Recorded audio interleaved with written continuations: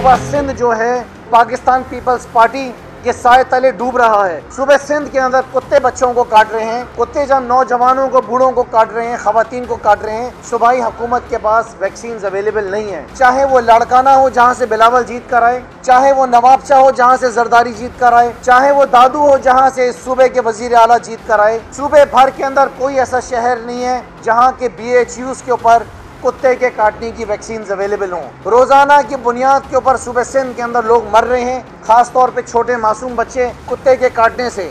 लेकिन इस वजीर आला ने वैक्सीन आज तक उसको अवेलेबल नहीं किया है। यहाँ तक कि हेल्थ मिनिस्टर साहिबा ने फरमा दिया कि इन वैक्सीनेशन से भी फायदा नहीं होगा। उसके बावजूद कुत्तों के मामले के ऊपर सूबे सिंध ने जो है अभी तक कोई अपना किरदार अदा नहीं करा है। 34 अरब रुपए तकसीम किए जाने थे सूबे सिंध के अंदर। ये 34 अरब रुपए हम नहीं जानते ये कहाँ हैं, इसको कौन खा गया है। ये गंदुम की तरह चूहे खा गए हैं या इस सूबे के अंदर जो खाते पीते थे वही खा रहे हैं। इन 34 अरब रुपए की अभी तक डिस्बर्समेंट नहीं हुई है। पाकिस्तान पीपल्स पार्टी की 2 नंबर हुक्मरानी के तहत सूबे सिंध के अंदर तबाही आ रही है। वजीर आजम ने पूरे KP को सेहत कार्ड दे दिए हैं।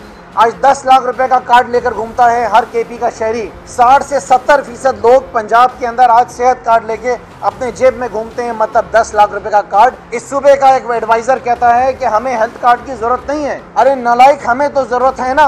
सिंध के मासूम लोगों को तो जरूरत है, सिंध के जो गरीब लोग हैं उनको जरूरत है। तुमने तो बहुत माल बनाया है, तुम्हारे पास तो बहुत पैसा है, तुम्हें हेल्थ कार्ड की जरूरत नहीं, लेकिन हमें जरूरत है। तो मैं आवाम को बताना चाहता हूँ कि अगर आज सूबे सिंध के अंदर हेल्थ कार्ड नहीं है तो उसकी वजह भी पाकिस्तान पीपल्स पार्टी है।